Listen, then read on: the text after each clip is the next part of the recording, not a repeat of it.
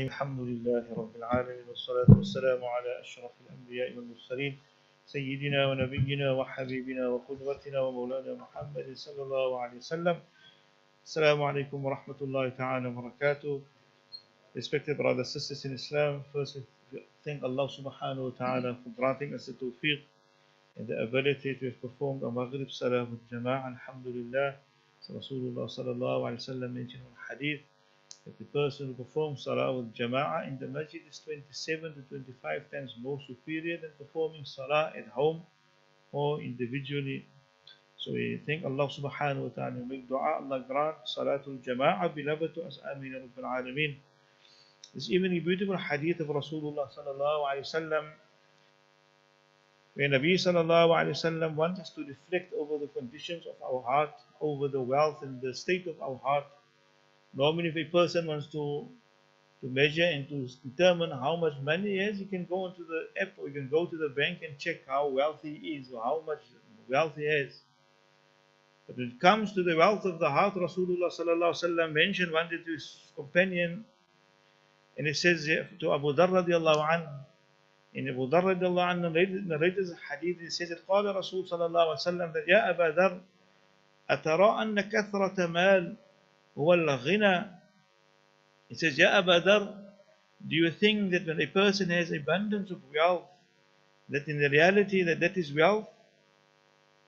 And then Rasul sallallahu alaihi wasallam says that إنما أو Abu Dhar إنما الغنى غنى القلب والفقر فقر القلب. The ultimate wealth and ultimate poverty, says Rasul sallallahu alaihi wasallam, is the wealth of the heart and the poverty of the heart. When a person is wealthy in terms of his heart, he's wealthy in the sight of Allah subhanahu wa ta'ala. And when a person is has poverty in his heart, he in the reality, he is poor in the sight of Allah subhanahu wa ta'ala. And then Rasul sallallahu alayhi wa sallam carries on and explains and says that Man kana al-ghina fi qalbihi fala yadurruhu ma laqiya min ad-dunya. Then says Rasul sallallahu alayhi wa sallam, if you want to know if your heart is wealthy, if you want to know if your heart is wealthy, Rasul sallallahu alaihi wasallam says that one of the traits of a wealthy heart, says Rasul sallallahu alaihi wasallam, that man kana al-ghina fi qalbi fala yadurruhu ma laqiya min ad-dunya. That when a person with a wealthy heart experiences a test from Allah subhanahu wa ta'ala, he experiences a difficulty Allah sent his way, a trial Allah sent his way, that person, la yadurruhu, it doesn't cause harm to him. That person will remain firm on the deen of Allah subhanahu wa ta'ala.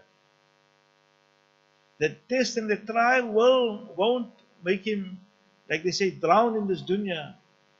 He will remain afloat, he will remain safeguarded. Why? Because of the wealth of the heart. And the wealth of the heart is in the ulama, they say that where do we find this wealth of the heart? How do a person develop this? None other than in the ayah where Allah says, Surah Al-Anfal, that Ya ayyuhalladhina amanu istajibu lillahi wa lirrasuli idha da'akum lima yuhyikum. That Allah says, oh those who believe, oh those with iman, respond to Allah and His Messenger when Allah calls you to that which gives you life. And this which gives you life is not the life that we experience walking around and being alive. This is the life of the heart, the ulama has mentioned. If you want Allah to give you life and wealth of the heart, respond to what Allah and your Prophet calls you towards. This deen of Allah and the sunnah of Rasulullah sallallahu alaihi wasallam, this will bring life to the heart of a person. That's why Allah says that مَا أَصَابَ مِن مُصِيبَةٍ إِلَّا بِإِذْنِ اللَّهِ. That nothing happens with a difficulty or trial except that it happens with the permission of Allah. وَمَن يُؤْمِن بِاللَّهِ يَهْدِ قَلْبَهُ.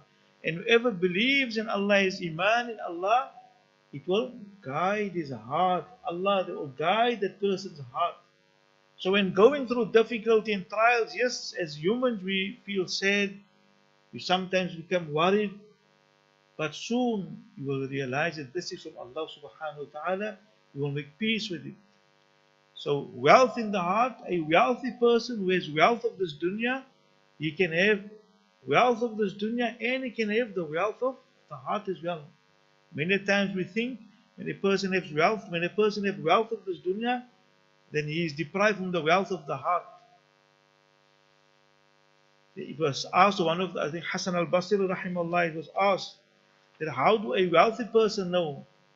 How does a wealthy person, how does he know that he has wealth of the heart? Sufyan al-Thawri, and he says, إذا ابتلي صبر وإذا أعطي شكر. A person who has Allah's given him material in his material wealth in his dunya, when Allah takes it away, he makes sabr. And when Allah gives him, he's extremely grateful. If this quality is found in a wealthy person, he's grateful and he makes sabr on the loss of wealth, that person's heart is healthy. That person's heart is wealthy. Imam Ahmad was also once asked, is it that a person with wealth, can he also be a zahid? Can a person who has money, can he also be someone who dislike dunya? A zahid means someone whose heart is not filled with love of this dunya. Because naturally people think a person with lot of wealth, he has lot of love for wealth. So Imam Ahmad rahimahullah says, نعم إن كان لا يفرح بزيادته ولا يحزن بنقصانه. If he doesn't come overjoyed with the increase of wealth, and he doesn't become depressed and sad with the decrease of wealth. That's why Imam Abu Hanifa rahimahullah, the famous story, was a wealthy scholar.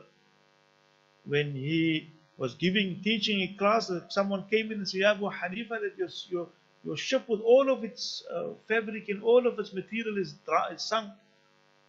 He looked down at his heart and he carried on teaching. Second time a person came around, told him, oh, Abu Hanifa, it is safe, you made a mistake, it's not your shipment.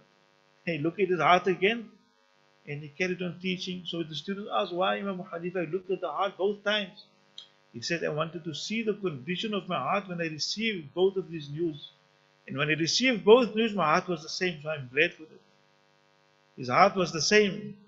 So even a wealthy person can be wealthy in this dunya and he can be wealthy of the heart. And then we get a poor person, he can be poor in this dunya and poor in heart.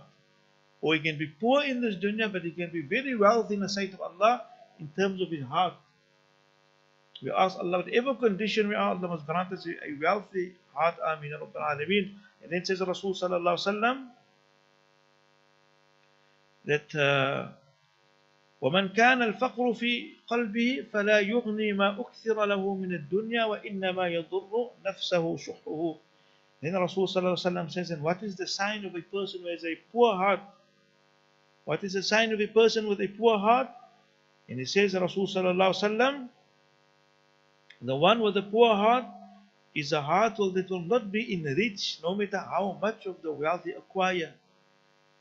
His ultimate goal is to acquire and to amass wealth. But he acquire wealth without having a concern of how he is acquiring it. He will acquire it and gather and save.